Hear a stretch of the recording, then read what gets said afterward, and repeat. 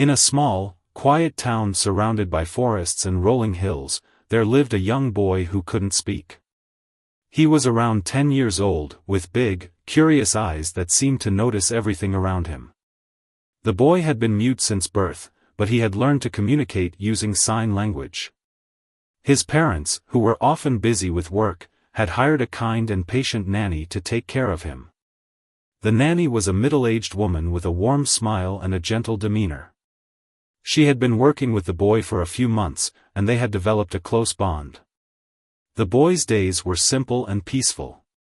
He spent most of his time drawing, playing in the garden, or signing to his nanny about the things he saw and felt.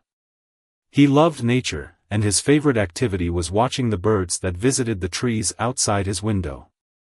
The nanny would often sit with him, teaching him new signs and encouraging him to express himself. She admired his creativity and the way he saw the world in such a unique way. One day, something unusual happened. The boy started signing to his nanny more frequently than usual. At first, she thought he was just excited about something, but soon she noticed that his signs were different. He kept pointing toward the old, abandoned house at the edge of the forest. The house had been empty for years, and no one in the town ever went near it. It was rumored to be haunted, though most people dismissed those stories as mere superstition. The nanny tried to understand what the boy was trying to tell her. She asked him questions, but his signs were frantic and unclear. He seemed anxious, almost as if he was trying to warn her about something. The nanny felt a chill run down her spine. She had never seen him act this way before. She decided to take him for a walk to calm him down, hoping that some fresh air would help. As they walked through the garden, the boy suddenly stopped and pointed toward the forest. His eyes were wide with fear. The nanny followed his gaze but saw nothing unusual. She knelt down and gently held his hands, asking him to explain. The boy signed something that made her heart skip a beat. "There's someone in the house. They need help." The nanny was stunned. She didn't know what to make of it. Was the boy imagining things? Or was there really someone in the abandoned house? She tried to reassure him, telling him that everything was okay, but the boy kept signing the same message over and over again. His persistence worried her. She knew he wasn't the type to make up stories.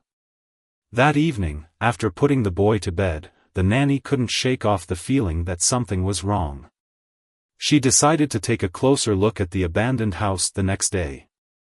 She didn't want to alarm the boy's parents, so she kept her concerns to herself. But as she lay in bed that night, she couldn't stop thinking about the boy's signs. What if he was right? What if someone really was in trouble? The next morning, the boy woke up early and immediately started signing about the house again. His nanny tried to distract him with breakfast and his favorite toys, but he wouldn't let it go. He kept pointing toward the forest, his small hands moving rapidly as he signed, "Help them. Please." The nanny knew she had to do something. She told the boy she would check the house to ease his worries. She grabbed a flashlight and walked toward the forest, her heart pounding with every step. The closer she got to the house, the more she felt a sense of dread. The windows were broken, and the door was hanging off its hinges. It looked even more eerie up close. She hesitated for a moment, then took a deep breath and stepped inside. The air was damp and musty, and the floor creaked under her feet. She called out, "Hello? Is anyone here?" But there was no response. She shone her flashlight around the room, but all she saw was dust and debris. Just as she was about to leave, she heard a faint sound coming from upstairs. Her heart raced as she climbed the stairs, each step creaking louder than the last. When she reached the top, she saw a door slightly ajar. She pushed it open and gasped. There, lying on the floor, was a person covered in dirt and bruises. They were barely conscious, but they managed to whisper, "Help me." The nanny's hands trembled as she pulled out her phone and dialed 911. She stayed with the person, trying to keep them awake until help arrived. As she waited, she couldn't stop thinking about the boy. How did he know? How could he have sensed that someone was in trouble? She didn't have any answers, but she knew one thing for sure: the boy had saved a life. When the paramedics arrived, they quickly took the person to the hospital. The nanny went back to the house, her mind racing with questions. She knew she had to tell the boy's parents what had happened, but she also knew they might not believe her. For now, she decided to focus on taking care of the boy and making sure he was okay. As she walked back to the house, she saw the boy waiting for her at the window. He was signing something, but she was too far away to see what it was. She waved at him, trying to reassure him that everything was all right. But deep down, she couldn't shake the feeling that this was just the beginning of something much bigger. The nanny returned to the house, her mind still reeling from what she had just witnessed. The boy was waiting for her at the window, his small face pressed against the glass. His hands were moving rapidly, signing something she couldn't quite make out from a distance. As she stepped inside, he ran to her, his eyes wide with a mix of fear and relief. He grabbed her hands and began signing again, this time more clearly. "Did you help them? Are they okay?" The nanny knelt down to his level and nodded, signing back, "Yes, I helped them. They're safe now." The boy's shoulders relaxed. But his expression remained serious. He signed something else, something that sent a shiver down her spine. "There's more." The nanny frowned. "More? What do you mean?" The boy hesitated, his hands hovering in the air as if he wasn't sure how to explain. Finally, he signed, "Bad people. They hurt others." The nanny's heart sank. She didn't want to believe it, but the boy's earnest expression told her he wasn't making this up. She gently held his hands and signed, "Can you tell me more? Who are these people?" The boy shook his head, his face scrunched in frustration. He didn't know how to explain further. The nanny decided not to push him. Instead, she made him a cup of warm milk and sat with him on the couch, trying to calm his nerves. She knew she had to figure out what was going on, but she also didn't want to scare him any more than he already was. Later that evening, the boy's parents returned home. The nanny debated whether to tell them what had happened. She didn't want to alarm them, but she also felt they had a right to know. After dinner, she pulled them aside and explained everything: the boy's strange behavior, the abandoned house, and the injured person she had found. The parents listened in silence, their faces growing paler with each word. When she finished, the boy's father sighed and ran a hand through his hair. "This is a lot to take in. Are you sure he wasn't just imagining things?"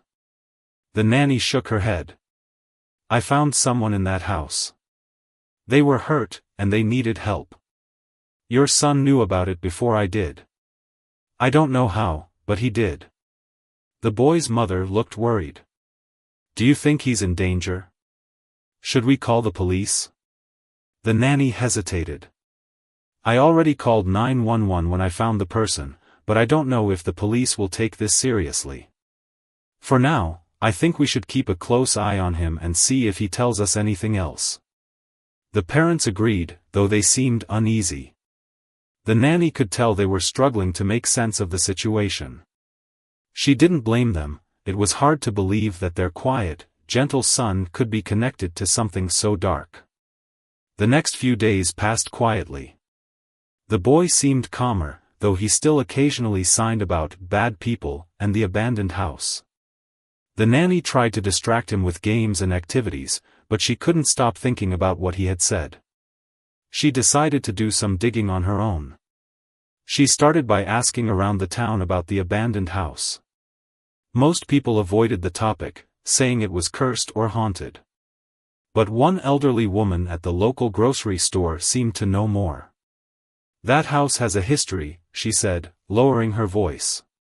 "Years ago, there were rumors of strange things happening there.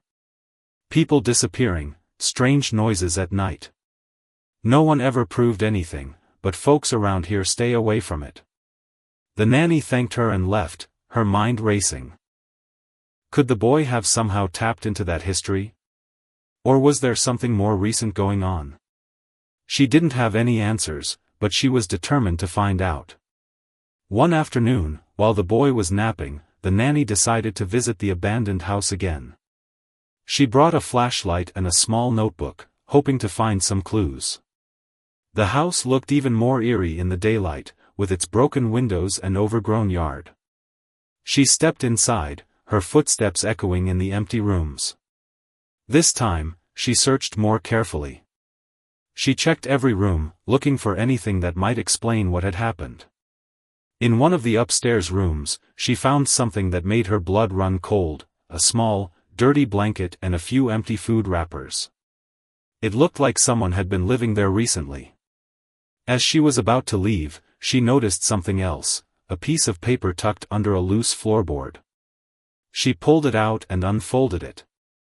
It was a map of the town, with several locations circled in red. One of the circles was around the abandoned house. Another was around a nearby warehouse on the outskirts of town. The nanny's hands trembled as she stared at the map. What did this mean? Were these the bad people the boy had been talking about?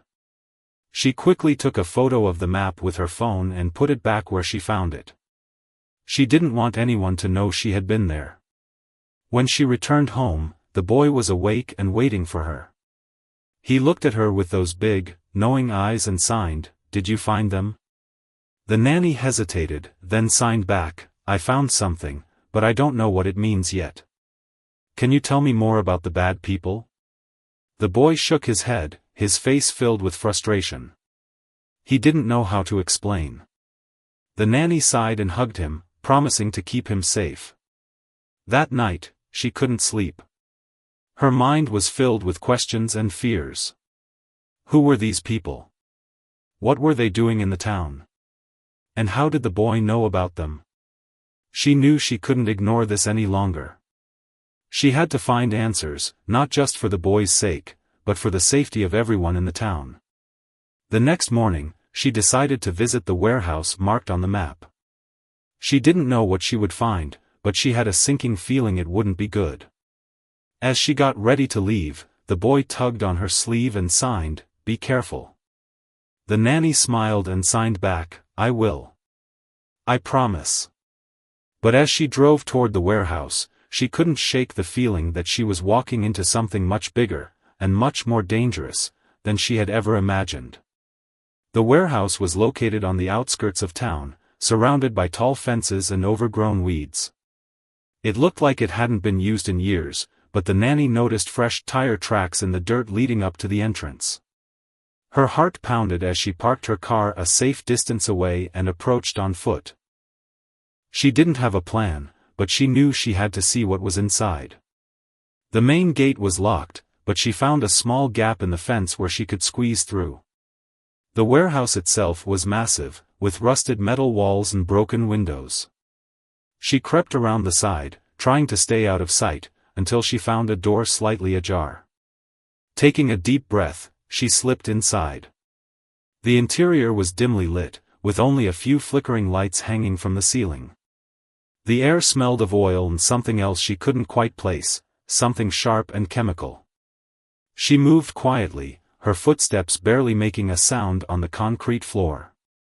As she ventured deeper into the warehouse, she began to hear voices.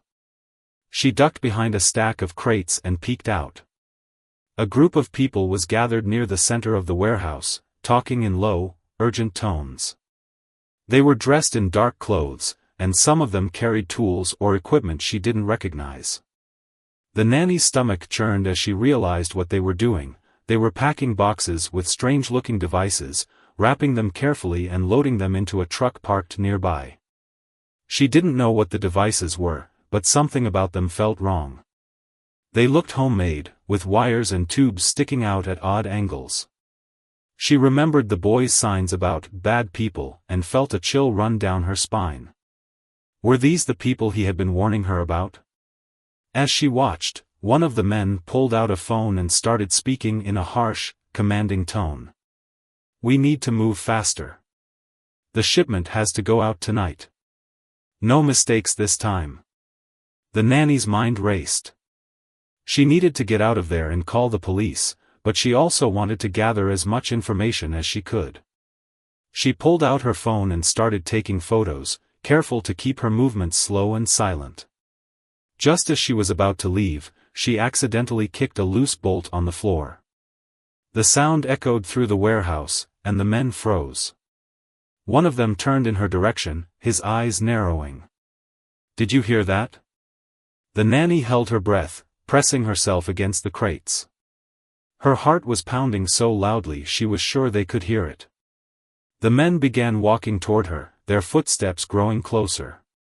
She knew she had to move. She waited until the last possible moment, then bolted from her hiding spot and ran toward the door. The men shouted after her, but she didn't look back. She sprinted through the warehouse, dodging stacks of boxes and machinery, until she reached the door. She burst outside and didn't stop running until she was back at her car. She fumbled with her keys, her hands shaking so badly she could barely unlock the door. Once inside, she locked the doors and started the engine, her eyes darting to the rearview mirror. No one was following her, yet. She drove away as fast as she could, her mind racing. She needed to call the police, but she also knew she had to be careful. If these people were as dangerous as they seemed, they might have connections. She decided to go straight to the police station instead of calling. When she arrived, she rushed inside and asked to speak to an officer. A detective listened as she explained everything: the boy's signs, the abandoned house, the warehouse, and the men she had seen. She showed him the photos she had taken, and his expression grew serious. "This is concerning," he said, studying the images. "We'll look into it, but I need you to be careful. If these people are involved in what we think they are, they won't hesitate to silence anyone who gets in their way." The nanny nodded, her stomach in knots. She knew the detective was right, but she also knew she couldn't back down now. She had to protect the boy, and the town. When she returned home, the boy was waiting for her. He looked at her with those big, worried eyes and signed, "Are you okay?" She forced a smile and signed back, "I'm fine. But we need to talk." She sat him down and explained what she had seen, keeping her words simple so he could understand. The boy listened intently, his face growing more serious with each word. When she finished, he signed, "I told you. Bad people." The nanny nodded. "You were right. But we're going to stop them, okay? The police are going to help." The boy didn't look convinced, but he didn't argue. Instead, he signed something that surprised her: "I can help." The nanny shook her head. "No, sweetheart. This is too dangerous. I need you to stay safe, okay?" The boy frowned but didn't push the matter. The nanny could tell he was frustrated, but she knew she had to keep him out of this. She couldn't risk him getting hurt. That night, as she lay in bed, the nanny couldn't stop thinking about the warehouse and the men she had seen. She didn't know what they were planning, but she knew it wasn't good. She also couldn't shake the feeling that the boy was somehow connected to all of this, not as a participant, but as a witness. The next morning, she woke up to the sound of her phone ringing. It was the detective. "We checked out the warehouse," he said, his voice tense. It was empty. No sign of anyone or anything. The nanny's heart sank. "But I saw them. They were there." "I believe you," the detective said quickly. "But they must have cleared out after you left. We're going to keep looking, but for now, you need to be extra careful. These people know you're onto them." The nanny hung up, her mind racing. She didn't know what to do next, but she knew one thing for sure: she couldn't let this go. The boy had trusted her to help, and she wasn't going to let him down. The nanny spent the next few days on edge, jumping at every sound and constantly checking the windows. She didn't know if the men from the warehouse knew where she lived, but she wasn't taking any chances. The boy, too, seemed more anxious than usual. He kept signing about the bad people and would often stare out the window as if expecting someone to show up. The police had increased patrols around the town, but so far, there had been no sign of the men or their activities. The nanny knew they were lying low, but she also knew they hadn't just disappeared. She could feel it in her gut, they were still out there, waiting for the right moment to strike. One afternoon, while the boy was drawing in his room, the nanny decided to do some more digging. She pulled up a map of the town on her laptop and marked the locations she had seen circled on the paper from the abandoned house. There were 3 in total: the abandoned house, the warehouse, and a third location, an old factory on the other side of town. She stared at the map, her mind racing. If the men had cleared out of the warehouse, where would they go next? The factory seemed like the most logical choice. It was isolated, just like the warehouse, and had been abandoned for years. She knew she had to check it out, but she also knew it was risky. The boy walked into the room just as she was closing her laptop. He looked at her with those big, knowing eyes and signed, "Where are you going?" The nanny hesitated. She didn't want to lie to him, but she also didn't want to worry him. "I'm just going to run some errands," she signed back. "I'll be back soon, okay?" The boy didn't look convinced, but he didn't argue. He simply nodded and went back to his drawing. The nanny felt a pang of guilt but pushed it aside. She had to do this, for him, for the town, and for herself. She drove to the factory, her hands gripping the steering wheel tightly. The factory was even more rundown than the warehouse, with crumbling walls and shattered windows. She parked a safe distance away and approached on foot, her heart pounding in her chest. As she got closer, she noticed something strange. The factory's main gate was slightly open, and there were fresh tire tracks leading inside. Her stomach churned as she realized what this meant. The men were here. She crept inside, staying close to the walls and moving as quietly as possible. The factory was dark and damp, with water dripping from the ceiling and puddles on the floor. She could hear voices echoing from somewhere deeper inside, but they were too faint to make out. She followed the sound, her footsteps light and careful. As she rounded a corner, she saw a group of people gathered near a large machine.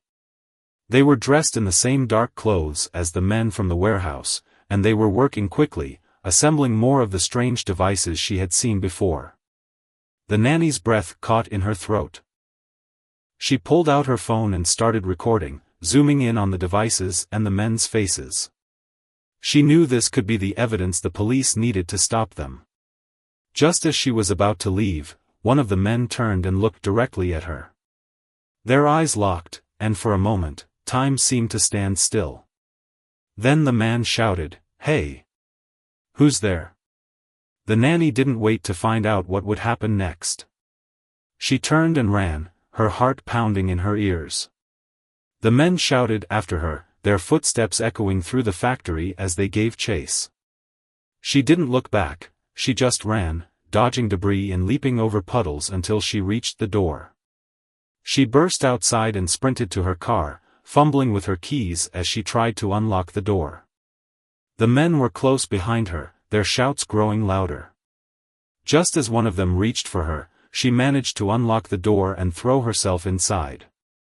She slammed the door shut and locked it, her hands shaking as she started the engine. The men pounded on the windows, but she didn't wait to see what they would do next. She hit the gas and sped away, her heart racing as she glanced in the rearview mirror. The men were still standing there, watching her go, but they didn't follow. When she was a safe distance away, she pulled over and called the police. She explained what she had seen and sent them the video she had recorded. The detective promised to send a team to the factory right away, but he also warned her to stay out of it. "You've done enough," he said. "Let us handle it from here."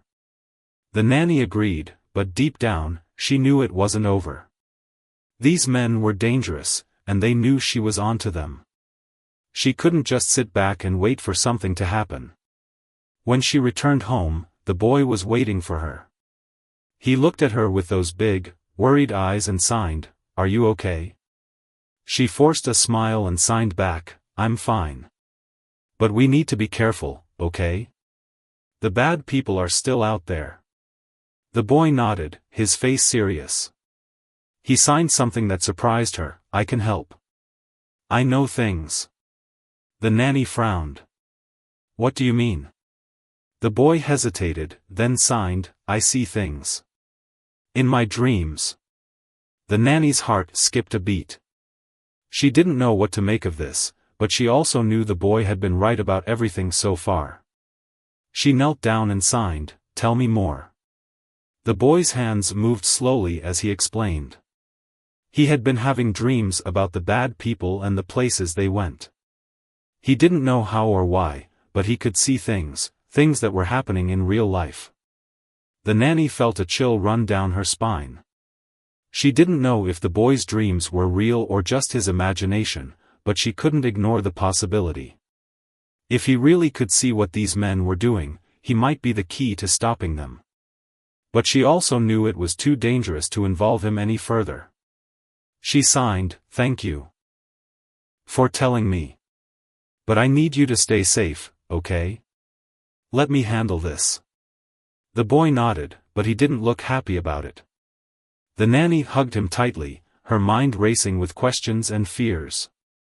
She didn't know what was going to happen next, but she knew one thing for sure: she couldn't let these men hurt anyone else. The nanny spent the next few days trying to make sense of the boy's words. His claim about seeing things in his dreams was both fascinating and unsettling. She didn't know if it was a child's imagination running wild or something more profound, but she couldn't ignore the fact that he had been right about the abandoned house and the warehouse. There was something about him, something she couldn't quite explain.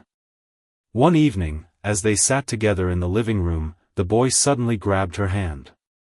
His face was pale, and his eyes were wide with fear. He began signing frantically, his hands moving so fast she could barely keep up. "They're coming. Tonight. They're coming here." The nanny's heart skipped a beat. "Who's coming? The bad people?" The boy nodded, his hands trembling as he signed, "They know where we live. They're angry. They want to hurt us." The nanny felt a chill run down her spine. She didn't know if the boy's vision was real, but she couldn't take any chances. She quickly called the boy's parents and explained the situation. At first, they were skeptical, but when she reminded them of everything that had happened so far, they agreed to come home early. Next, she called the police. The detective listened carefully and promised to send a patrol car to keep an eye on the house. "We'll be there as soon as we can," he said. "But you need to stay inside and keep the doors locked." The nanny did as she was told, locking all the doors and windows and drawing the curtains. She sat with the boy in the living room, trying to keep him calm. He was visibly shaken, his hands clutching his favorite stuffed animal as he stared at the door. Hours passed, and nothing happened. The boy's parents arrived home, and the police patrol car parked outside the house. The nanny began to wonder if the boy's vision had been a false alarm. Maybe it was just a bad dream, after all. But just as she was starting to relax, she heard a noise outside, a faint rustling, like someone moving through the bushes. She froze, her eyes darting to the window. The boy's parents noticed her reaction and exchanged worried glances. "What is it?" the boy's father whispered. The nanny held a finger to her lips, signaling for silence. She crept to the window and peeked through the curtains. At first, she saw nothing but darkness. Then, a shadow moved near the edge of the yard. Her heart raced as she realized what was happening. The men from the factory were here. She turned to the boy's parents and whispered, "Call the police. Now." The boy's mother grabbed her phone and dialed 911, her hands shaking as she explained the situation. The nanny stayed by the window, watching as the shadow moved closer. She could see two figures now, dressed in dark clothes and moving cautiously toward the house. The boy tugged on her sleeve, his face filled with fear. He signed, "They're here." The nanny nodded and signed back, "Stay quiet. The police are coming." The boy's father grabbed a baseball bat from the corner of the room and stood by the door, his jaw clenched. The nanny could see the fear in his eyes, but he was determined to protect his family. The men outside were now at the front door, trying the handle. When they found it locked, one of them began fiddling with the lock, trying to pick it. The nanny's heart pounded as she realized they were about to break in. Just then, the sound of sirens filled the air. The men outside froze, their heads snapping toward the street. The police patrol car's lights flashed as it sped toward the house, and the men took off running, disappearing into the darkness. The nanny let out a breath she didn't realize she'd been holding. She turned to the boy and signed, "They're gone. You saved us." The boy didn't look relieved. His hands moved slowly as he signed, "They'll come back." The nanny's heart ached at the fear in his eyes. She knew he was right, these men weren't going to give up that easily. But for now, they were safe. The police arrived moments later and searched the area, but the men were long gone. They took statements from the family and promised to increase patrols in the neighborhood. The detective pulled the nanny aside and said, "You were right to call us. These people are dangerous, and they're not going to stop until they're caught." The nanny nodded, her mind racing. She knew they couldn't keep living like this, constantly looking over their shoulders. They needed to find a way to stop these men for good. The next morning, the nanny sat down with the boy and asked him to tell her more about his visions. She signed, "Can you see where they are now? Or what they're planning?" The boy hesitated, then signed, "I see a place. It's dark and cold. There are more people there. They're scared." The nanny frowned. "Where is this place? Can you describe it?" The boy thought for a moment, then signed, "It's underground. There are cages." The nanny's blood ran cold. She didn't know what the boy was describing, but it sounded like a nightmare. She signed, "Do you know where it is?" The boy shook his head, his face filled with frustration. He didn't know how to explain. The nanny hugged him tightly, her mind racing. She didn't know what to do next, but she knew they couldn't give up. These men were hurting people, and they needed to be stopped. Later that day, she decided to visit the detective again. She brought the boy with her, hoping his visions might help the police piece together what was happening. The detective listened carefully as the boy signed, his face growing more serious with each word. "This is bigger than we thought," the detective said. "If these men are holding people captive, we need to act fast. But we need more information." The nanny nodded. "We'll do whatever we can to help." The detective gave her a small, grateful smile. "You've already done more than most people would. But be careful. These men are dangerous, and they're not going to stop until they're caught." The nanny knew he was right. But as she looked at the boy, she knew they couldn't back down now. They had come too far to give up. The boy's description of an underground place with cages haunted the nanny. She couldn't shake the image from her mind, and she knew they had to act quickly. If people were being held captive, every second counted. She spent the next few days working closely with the detective, sharing every detail the boy had provided. The police began investigating abandoned buildings, tunnels, and any location that matched the boy's description. One afternoon, the detective called the nanny with an update. "We've narrowed it down to a few possible locations," he said. "One of them is an old mining tunnel on the edge of town. It's been closed off for years, but there have been reports of suspicious activity in the area recently." The nanny's heart raced. "Do you think that's where they are?" "It's possible," the detective replied. "We're planning to check it out tonight, but we need to be careful. If they're holding people there, we don't want to risk anyone getting hurt." The nanny nodded, even though the detective couldn't see her. "Let me know if there's anything I can do to help." After hanging up, she sat down with the boy and explained what was happening.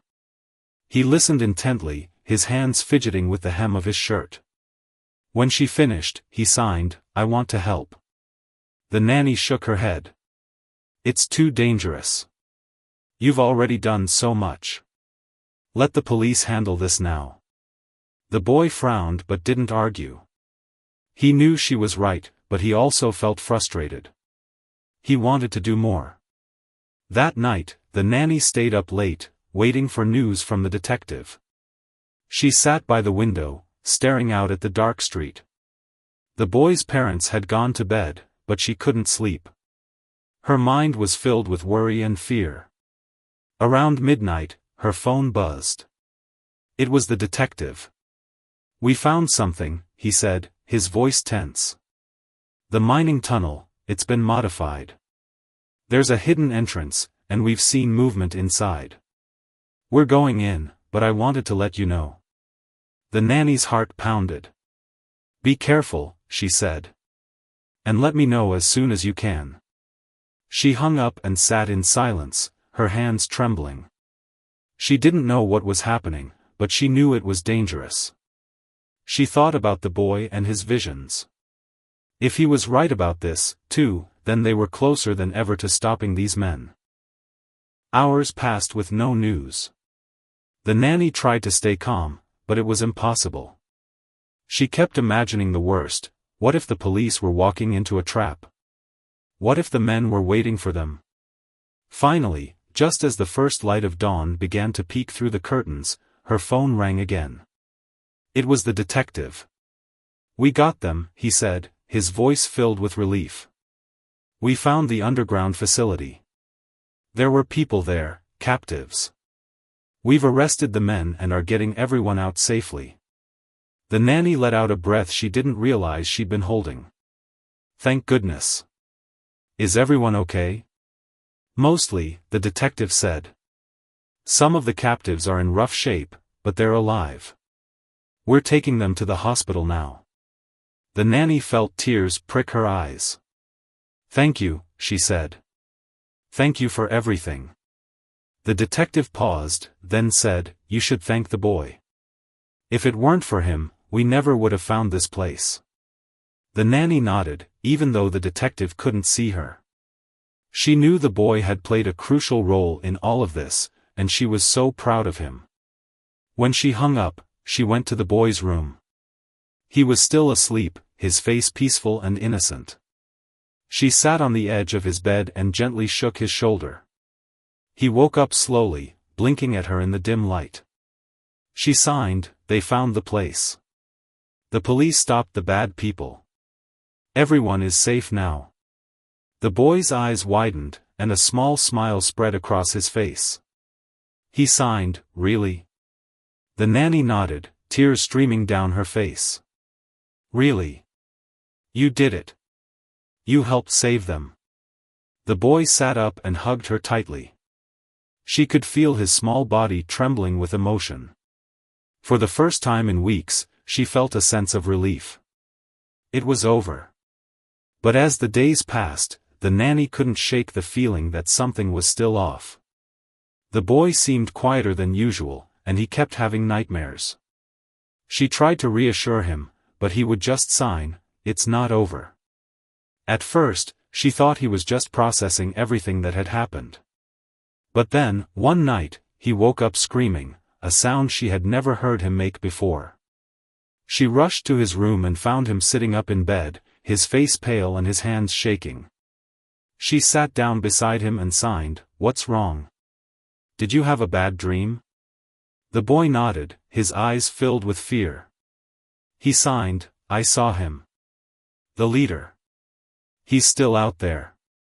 The nanny's heart sank. "What do you mean?" "The police arrested all the men." The boy shook his head. "Not all of them. There's one more. He's the worst." The nanny felt a chill run down her spine. She didn't know what to make of this, but she couldn't ignore the boy's fear. She signed, "Do you know where he is?" The boy hesitated, then signed, "He's coming here." The nanny's blood ran cold. She didn't know if the boy's vision was real, but she couldn't take any chances. She quickly called the detective and explained what the boy had said. The detective listened carefully, then said, "We'll look into it. But for now, stay alert. If you see anything suspicious, call us immediately." The nanny hung up and sat with the boy, trying to calm him down. She didn't know what was going to happen next, but she knew one thing for sure: they weren't out of the woods yet. The boy's warning about the leader sent a ripple of fear through the household. The nanny couldn't shake the feeling that something terrible was about to happen. She stayed close to the boy, watching him carefully for any signs of distress. His nightmares continued, each one more vivid than the last. He would wake up trembling, signing the same message over and over: "He's coming." The nanny contacted the detective again, urging him to look into the possibility that one of the men had escaped arrest. The detective promised to double-check the list of suspects, but he also warned her to be cautious. "If this leader is real, he's likely the most dangerous of them all," he said. Days passed, and nothing happened. The boy's parents began to relax, thinking the worst was over. But the nanny couldn't let her guard down. She kept the doors locked and the curtains drawn, always watching for any sign of trouble. One evening, as the family sat down for dinner, the boy suddenly froze. His fork clattered to the floor, and his eyes widened in fear. He began signing frantically, his hands moving so fast the nanny could barely keep up. "He's here. Outside. He's watching us." The nanny's heart raced. She stood up and peered out the window, but the street was empty. She turned back to the boy and signed, "Are you sure?" The boy nodded, his face pale. He signed, "I saw him. In my dream. He's real." The nanny didn't know what to do. She called the police, but they said they couldn't send anyone without proof. Frustrated, she hung up and turned to the boy's parents. "We need to be careful. I don't know if the boy's vision is real, but we can't take any chances." The boy's father nodded. "We'll keep the doors locked and stay together. If anything happens, we'll call the police immediately." The nanny agreed, but she couldn't shake the feeling of dread that had settled over her. She stayed up late that night, sitting by the window and watching the street. The boy sat beside her, his small hand clutching hers. He was scared, but he was also determined. He knew something was wrong, and he wanted to help. Around midnight, the nanny heard a noise outside, a faint rustling, like someone moving through the bushes. She froze, her eyes darting to the window. The boy's grip on her hand tightened, and he signed, "He's here." The nanny's heart pounded as she peered through the curtains. At first, she saw nothing but darkness. Then, a shadow moved near the edge of the yard. It was a man, dressed in dark clothes and moving cautiously toward the house. She turned to the boy and signed, "Stay here. Don't move." The boy nodded, his eyes wide with fear. The nanny crept to the door and grabbed the baseball bat the boy's father had left there. She didn't know what she was going to do, but she knew she had to protect the boy. The man outside was now at the front door, trying the handle. When he found it locked, he began fiddling with the lock, just like the men at the warehouse had done. The nanny's heart raced as she realized he was about to break in. She took a deep breath and opened the door just enough to see his face. He was tall and muscular, with cold, calculating eyes. He smirked when he saw her, as if he knew she was no match for him. "You've been causing a lot of trouble," he said, his voice low and menacing. "I'm here to put an end to it." The nanny gripped the bat tightly, her hands trembling. "The police are on their way. You're not getting away with this." The man laughed. "The police? They're too late. By the time they get here, you'll be gone." The nanny's heart pounded as she realized what he was planning. She stepped back, trying to close the door, but the man was too fast. He shoved it open and stepped inside, his eyes scanning the room. The boy's parents came running, but the man was ready. He pulled out a knife and pointed it at them, his smirk never fading. "Stay back," he said. "This doesn't have to get messy." The nanny's mind raced. She didn't know what to do, but she knew she had to protect the boy. She glanced at him, hoping he would stay hidden, but to her horror, he stepped forward. The man noticed him and laughed. "So this is the kid who's been causing all the trouble? He doesn't look like much." The boy didn't respond. He just stood there, his hands moving slowly as he signed something the nanny couldn't see. The man frowned, clearly confused. "What's he doing?" the man asked, his voice tinged with irritation. The nanny didn't answer. She was too focused on the boy, who was now signing something else. His hands moved with purpose, and his eyes were locked on the man. Suddenly, the man's expression changed. He dropped the knife and clutched his head, his face contorted in pain. "What's happening?" he shouted, his voice filled with panic. The nanny didn't know what was going on, but she didn't waste any time. She grabbed the bat and swung it at the man's legs, knocking him to the ground. The boy's father rushed forward and pinned him down, while the nanny called the police. When the police arrived, they found the man lying on the floor, still clutching his head. He was muttering incoherently, his eyes wide with fear. The detective looked at the nanny and asked, "What happened?" The nanny shook her head. "I don't know. The boy, he did something." The detective glanced at the boy, who was now sitting quietly on the couch. He looked small and fragile, but there was something in his eyes that made the detective pause. "We'll take it from here," the detective said. "But you need to be careful. This man is dangerous, and he's not the only one." The nanny nodded, her mind racing. She didn't know what the boy had done, but she knew one thing for sure: he was more powerful than anyone realized. The aftermath of the leader's arrest was chaotic. The police took him away, but the nanny couldn't stop thinking about what had happened. The boy had done something she couldn't explain. She didn't know if it was a trick of the light or something more, but the man had been terrified of him. The boy, however, seemed exhausted. He sat quietly on the couch, his hands resting in his lap. His parents hovered around him, asking if he was okay, but he didn't respond.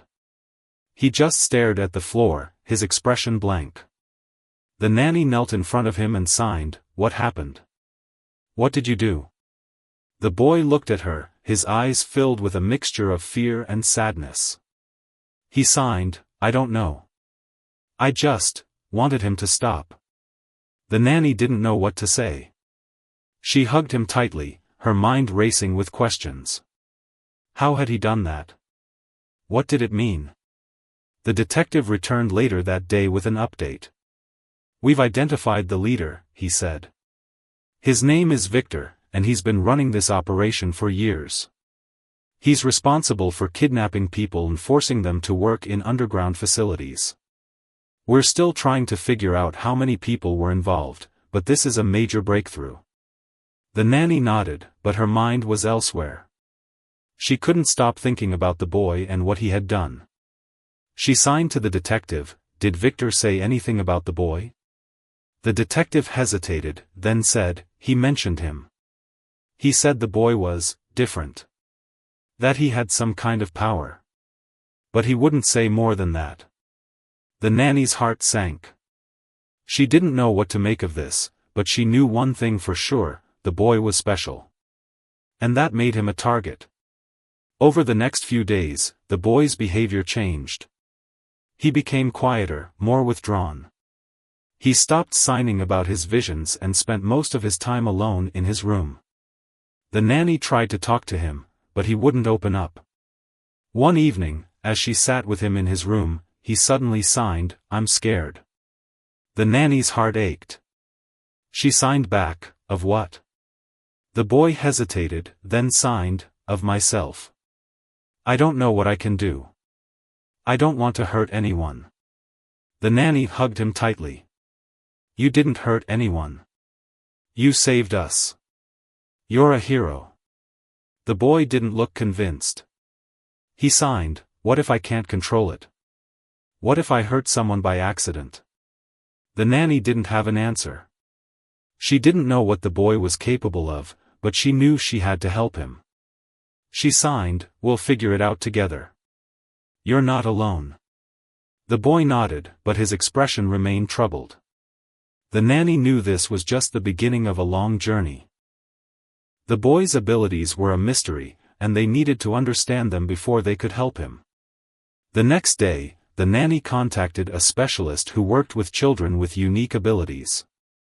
She explained the situation, and the specialist agreed to meet with the boy. At first, the boy was hesitant. He didn't want to talk to anyone about what had happened. But the nanny reassured him, signing, this person can help you. They'll understand. The boy finally agreed, and they went to meet the specialist. The session was intense, but the boy slowly began to open up. He explained his visions and what had happened with Victor. The specialist listened carefully, taking notes and asking questions. When the session was over, the specialist turned to the nanny and said, your son has a unique gift. It's rare, but not unheard of. He has the ability to sense danger and, in some cases, influence the emotions of others. It's a powerful ability, but it can also be overwhelming for someone so young. The nanny nodded, her mind racing. How can we help him? The specialist smiled. With time and support, he'll learn to control it. But he needs to feel safe and understood. He needs to know he's not alone. The nanny thanked the specialist and took the boy home. She knew this was just the beginning, but she also knew they were on the right path. As the weeks passed, the boy began to open up more. He started signing about his visions again, but this time, he seemed less afraid. The nanny worked with him every day, helping him understand his abilities and teaching him how to control them. The boy's parents were supportive, but they also struggled to understand what was happening. The nanny reassured them, explaining that the boy was special and that they needed to be patient. One evening, as they sat together in the living room, the boy suddenly signed, I'm not scared anymore. The nanny smiled and signed back, why not? The boy signed, because I know you'll always be here to help me. The nanny's eyes filled with tears. She hugged him tightly, her heart swelling with love and pride. She knew the road ahead wouldn't be easy, but she also knew they could face it together.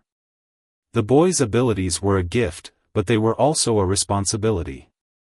The nanny knew they had to use them wisely, to help others and protect those who couldn't protect themselves. As she looked at the boy, she knew one thing for sure, he was destined for great things. And she would be there every step of the way, guiding him and supporting him.